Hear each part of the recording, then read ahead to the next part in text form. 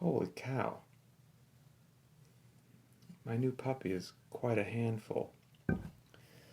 Anyway, it's, what is it? November 12th, 5:59 a.m., just outside of Seattle, Washington. So, I'll give a couple minutes here for people to get on board. Hope everyone's day is off to a good start. Melanie, good morning. Got some good questions as usual. We'll let some folks join, and then we'll dive on in. That'll be good. I've got my puppy in my room here, and he's a holy terror. I love him to death, but he's a holy terror. Hey, hey, hey! No, just lay down. You're okay. You're okay. He's about 10 weeks old. His name is Rebel. He fits his name very well. He loves to chew anything that he can get his mouth on. I would say his hobbies are chewing and urinating in the house thus far are his hobbies. Just lay down, buddy. He decided to get up at about 4:30 in the morning. So that meant I decided to get up at about 4:30 in the morning. No, hey. No. I left this in some place that it could be obtained, and he went ahead and got it. Just lay down, but there you go, just lay down. Now he's attempting to eat my backpack. No, hey, I'm going to move you. Here, over there, don't eat that. Can't wait till the puppy phase is over. He's cute as a devil, but he is just... I think we got spoiled with our first... Oh, show you the puppy. Alright, he just laid down, but I'll show you the puppy anyway. Okay, ready? You're gonna make an appearance. Okay, ready? Are you ready? Okay, here we go. There we go. Say hi to everybody. Just a little ball of mischief, aren't you? Yeah, just a holy terror. See yourself? Okay, I'm going to put you down. Yes, you're a good boy. Here, lay down right there. Yeah, there you go. Good boy. We've got another dog that's about a year and a month, and I think we got spoiled. That dog, just trained like that, was housebroken in about 2 days, crate trained on night 1. I think it lulled us into a false sense of what getting another dog would be like. So I don't think this dog is a bad dog. I think this dog is more of a normal dog, and our other dog was just... Anyway. Okay, well, Rebel provided a nice distraction for some people to join in. So here we go. Let's see. So this is, well, I'll do my little deal so I know where to edit this. What is today, the 12th? Okay, here we go.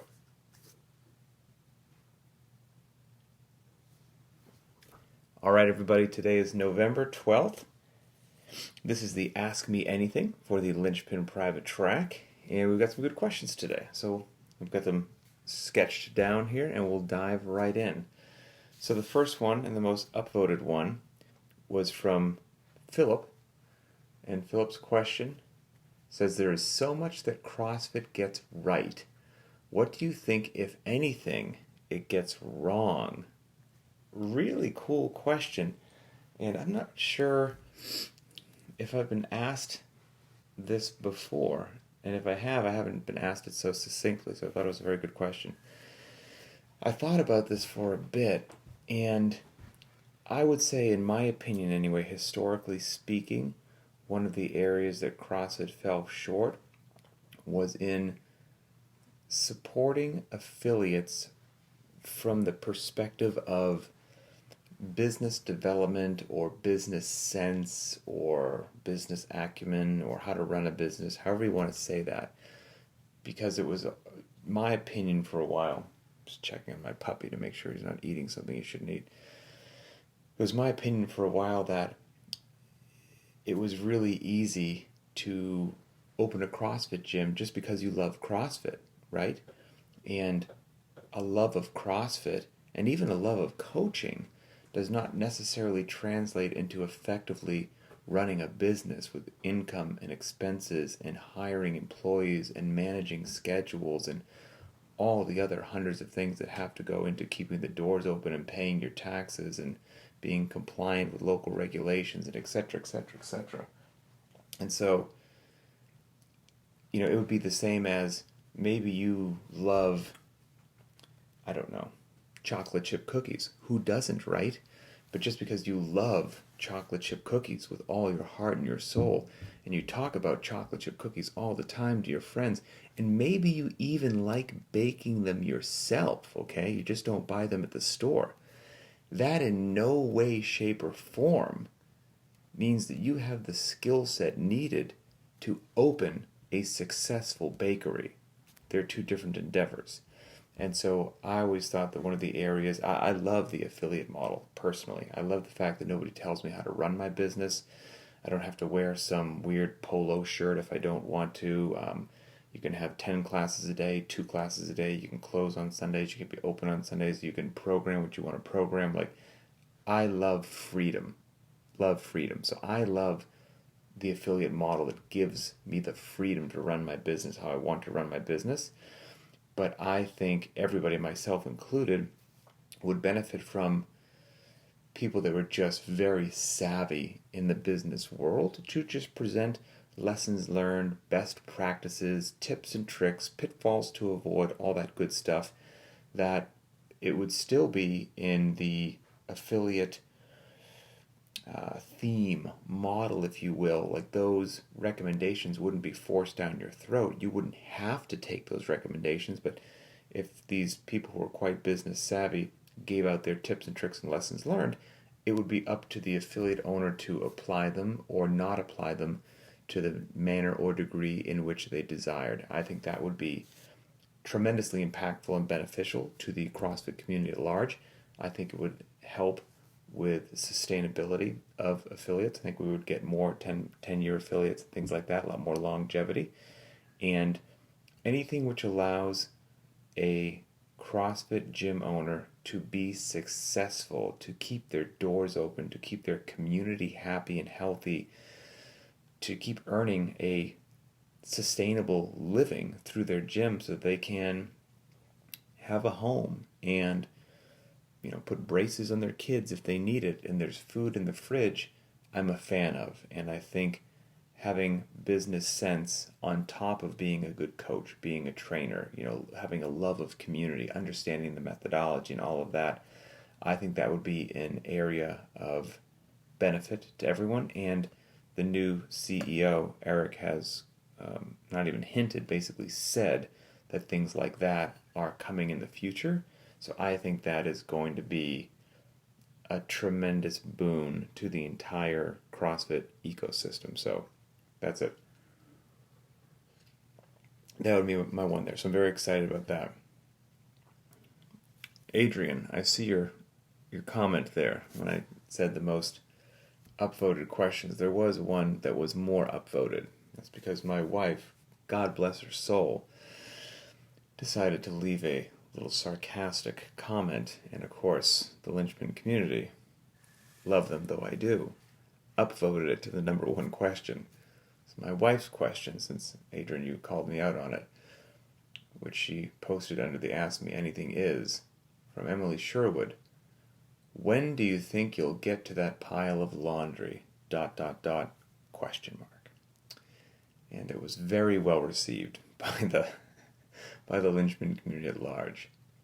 That was not a fictitious question. There was actually a monstrous pile of laundry sitting on the floor in my closet that I had been blowing off for quite some time, and I'm happy to report it is appropriately put away at this time. It is in its happy home.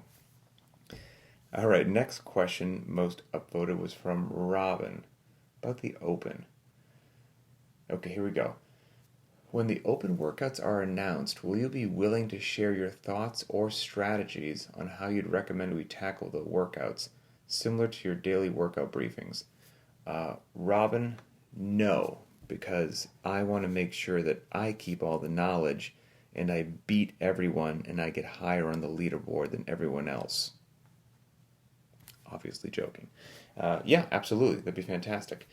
I think that, and Adrian has a great point afterwards. He said, perhaps since the workouts are announced on Thursday, we can use the AMA platform to answer the questions, but give insights into the open workout. So yes, we'll find some way to do it for sure.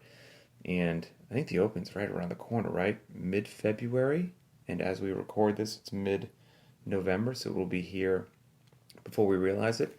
This could lead down a rabbit hole, and maybe I'll scratch this down for next Tuesday's live video, which is, a question that we get regularly when this time of year pops up, and we've answered it before, but it's probably worth doing one video a year on, which is open prep. Will we be doing something specifically for open prep?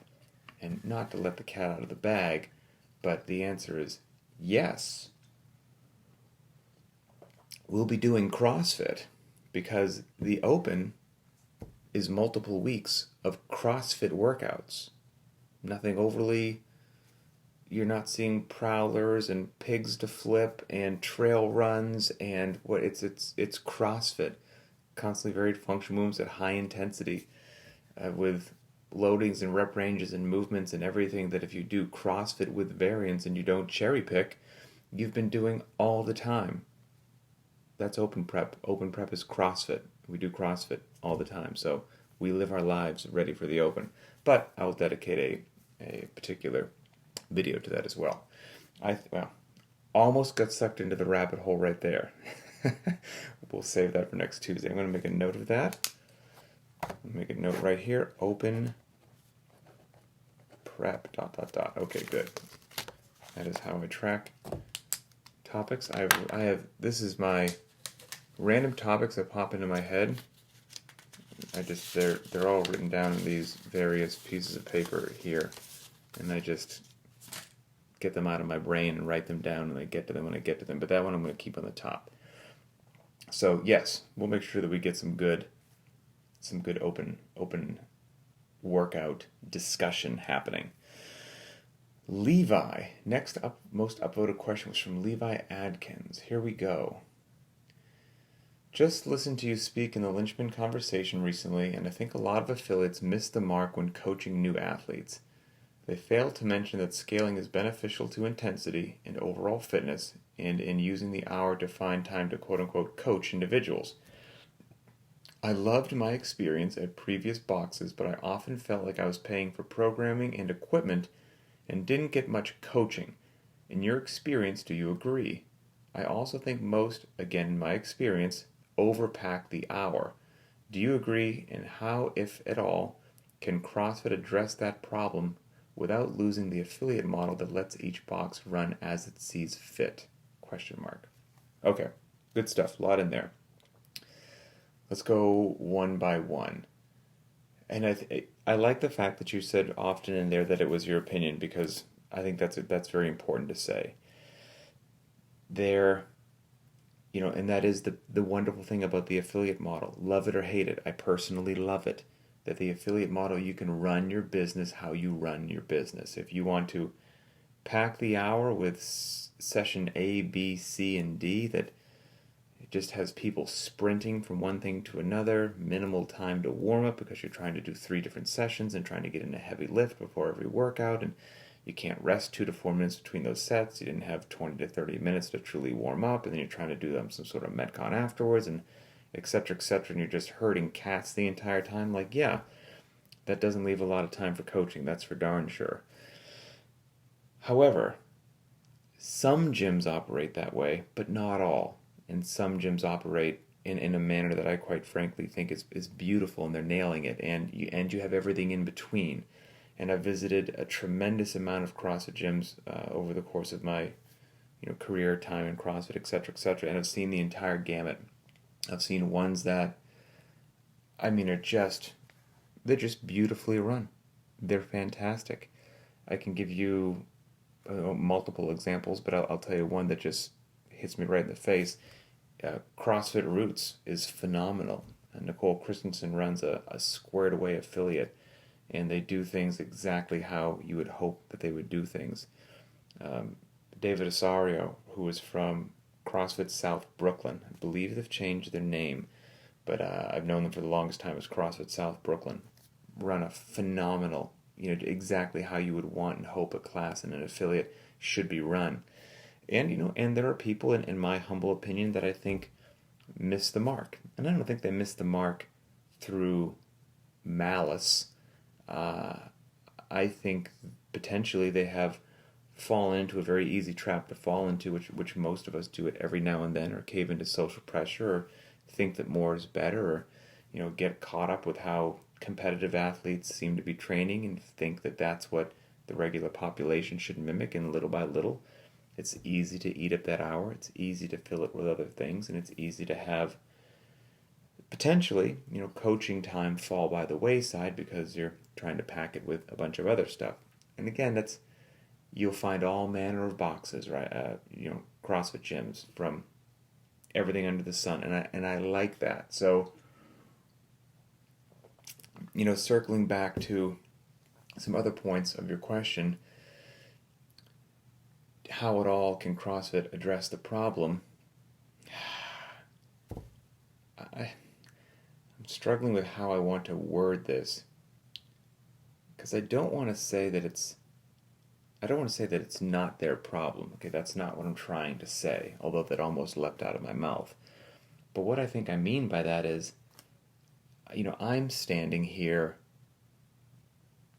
addressing how I think an hour should be run. Levi, you asked the question addressing how an hour should be run.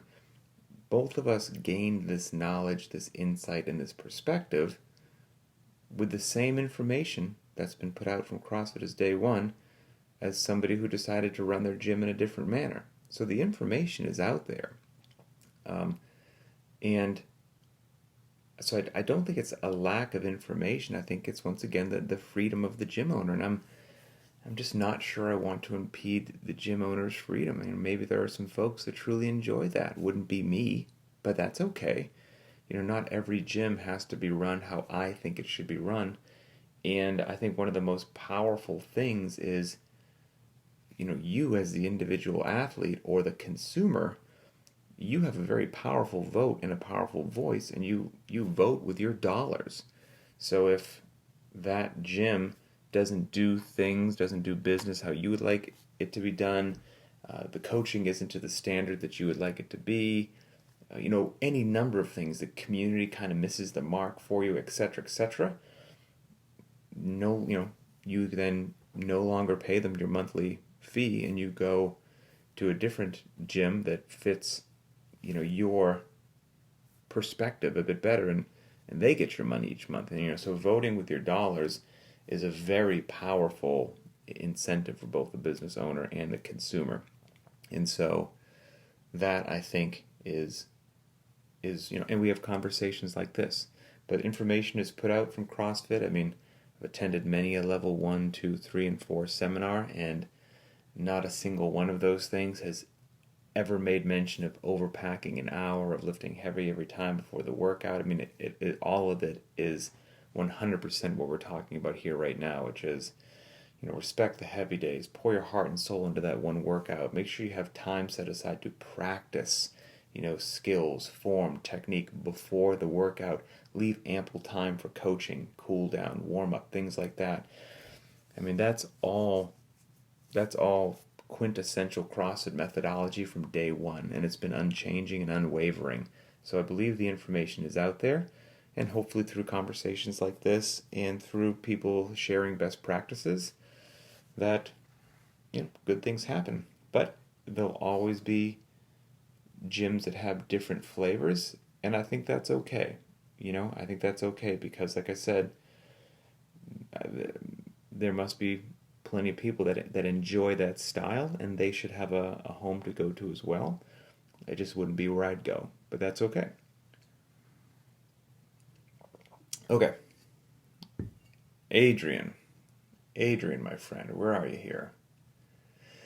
In the hypothetical future that one of us makes it to the games following Linchpin, coaches can be with their athletes most of the time, etc. Would you go to the games as a coach? Sure. Yeah, why not? That'd be pretty darn cool. I mean, it would be an honor, and they have to have the coaches pass and go there and throw down, have some fun. Yeah, so yeah, quick answer, 100%. Yes, it'd be great. Eric. Eric, I like this question that you asked here. There's a couple really good questions today. Eric, CM. If CrossFit never existed, which sport or activities would you consider the most complete or well-rounded? Ooh, nice question. I'm sure that I'm going to miss some, so let me put that out there first. So whatever is the key ones that I missed, my apologies, and I didn't do that, again, through intention or malice. That just didn't pop into my head as I sipped my coffee this morning. But things that did pop into my head is, number one, gymnastics. Gymnastics from strength to body control to coordination and to conditioning. Conditioning as well. So, yeah, I think strength, athleticism, conditioning, being well-rounded, the gymnast would be profoundly high on the list. Next, and not necessarily in this order, okay, but these are just the three that popped into my head. Wrestling. Wrestlers are just tough individuals.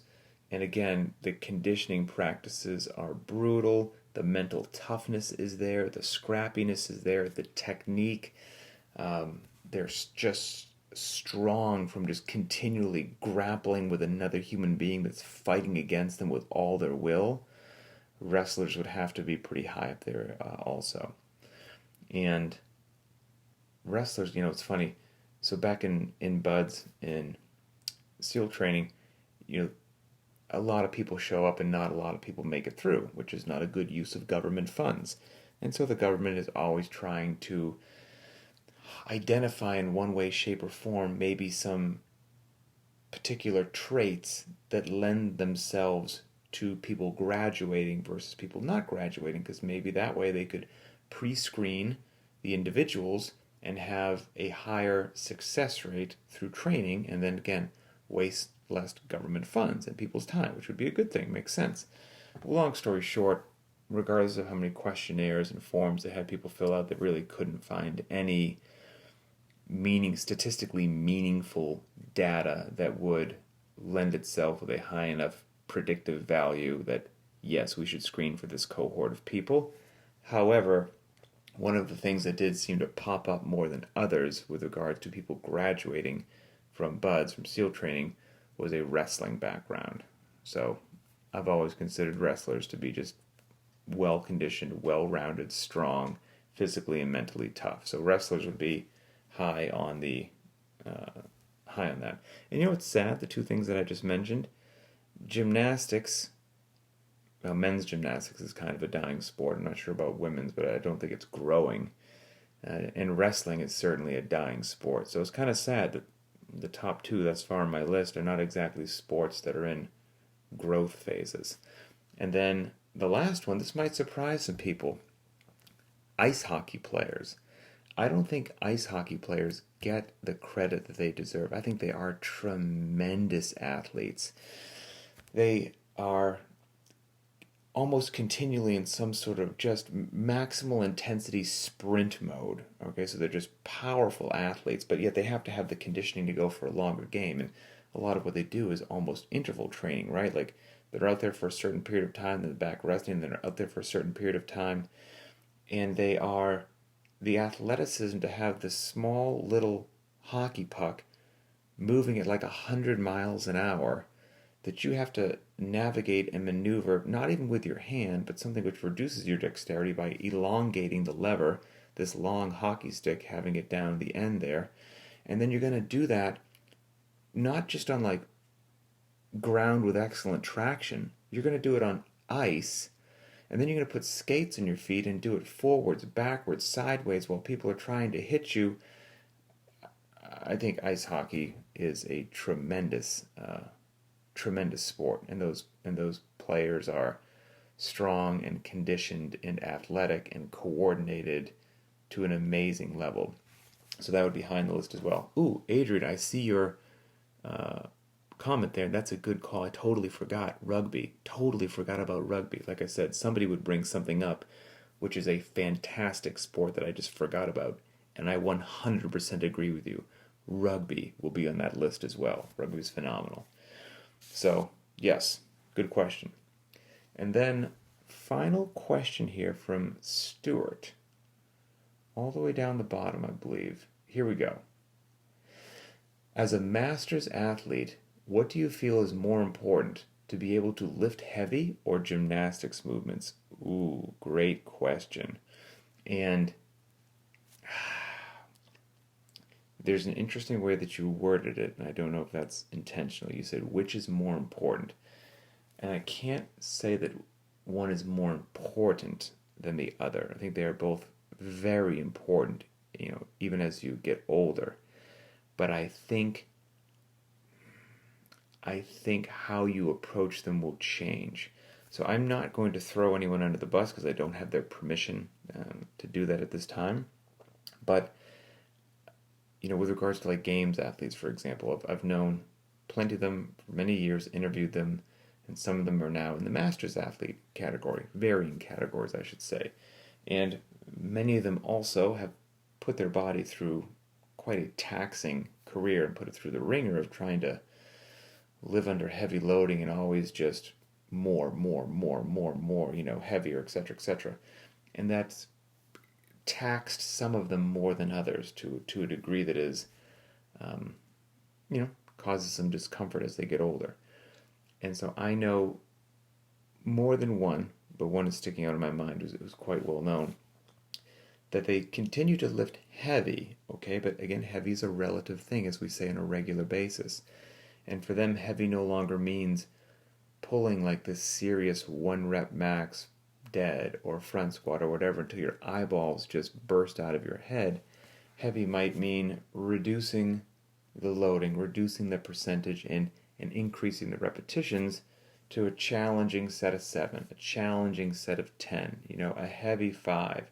And a heavy 5 might not even mean a maximal 5, like I'm saying, where on rep number 4, you barely get it, and on rep number 5, you're still left with that eyeballs popping out of your head deal.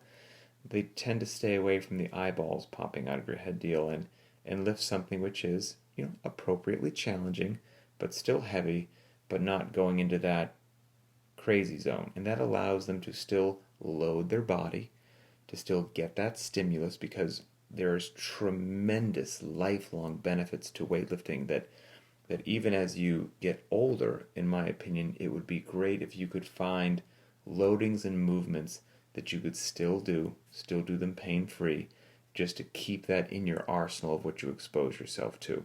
So, if possible, I don't believe weightlifting should ever be abandoned, ever. I think it's critical, but it has to be done intelligently, and it may have to be modified a little bit based upon each individual athlete, how they feel, how they're aging, and the life that they've led up to that point. With regards to the gymnastics, well, that's something that potentially, even more so than the weightlifting, you will be able to carry on for many, many years to a,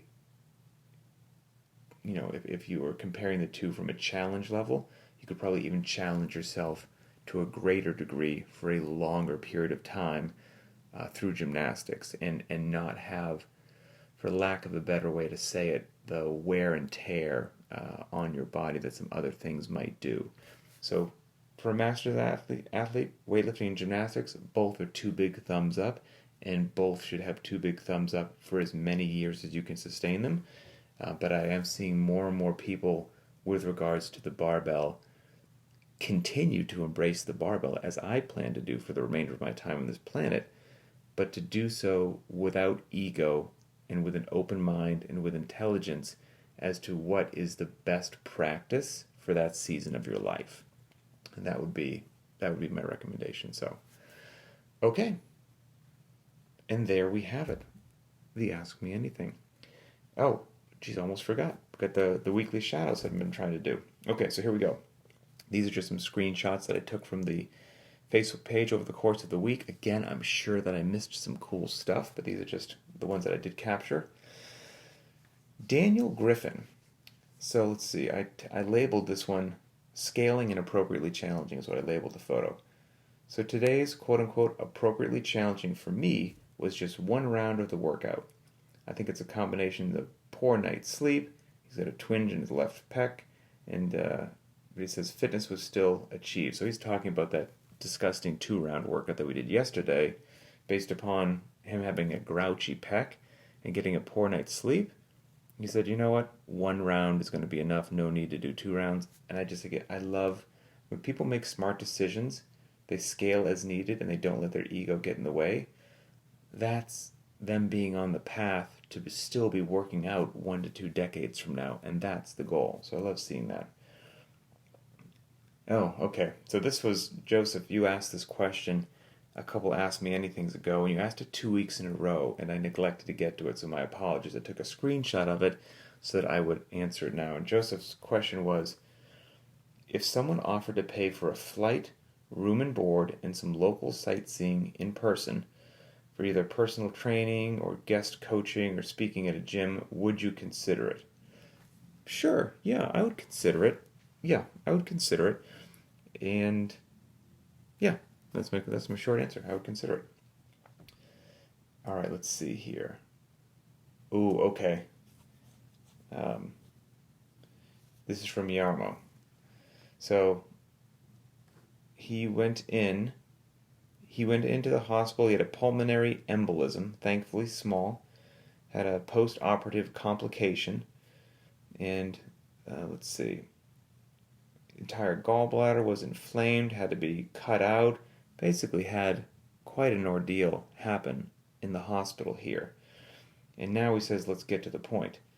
He was able to get out of bed the very next morning and do some very important walking for healing. The hospital ward's about a 200-meter walk away. He went in for that. He did that multiple times, and he's had some similar people had similar surgeries near him and have not been able to kind of get up and do these rehabilitative walks. But basically he's crediting his fitness intelligently under a doctor's, vision, so don't think he's being reckless. But he's being able to get to his rehab faster than most other folks because fitness is a wonderful hedge. So he says, I've done Linchpin programming now for 4.5 years. Thank you from the bottom of my heart. You have started you started functioning as an online program, because he's from Finland. Otherwise, I would never be in such good shape. This is just the kind of program that will allow you to live a long and functional life. And he's going to have a lot of scaling coming up in the next few months based upon the surgery that he just had. But it says, luckily, scaling is cool. So how awesome is that? And that's exactly what you want. Nobody wants to have surgery. Nobody wants to have something happen to them. But if you do, I can't imagine a situation that I wouldn't want to enter that with the highest level of fitness possible. So it's obviously we wish him a speedy recovery there. Philip, okay, what was this? Okay, I've labeled this one benefits of not for time. So Philip says, I've done workouts untimed when I didn't feel up to it, only to feel guilty and unfulfilled after the session. Today, I did the clean and jerk chest-to-bar workout not for time. I worked and surprised myself on barbell cycling. I got reacquainted with chest-to-bars after months away from a pull-up bar. I felt like I got in a really good working rest day. It turned what could have been a crappy day into a great one and set the stage for tomorrow. Permission not to time myself, validated, encouraged, and utilized by the Linchpin program, is one of the best concepts I have seen in any programming, and in my opinion should be promoted throughout all programs across all levels of athletes. P.S. Then I got a 5-second PR on my 400-meter run.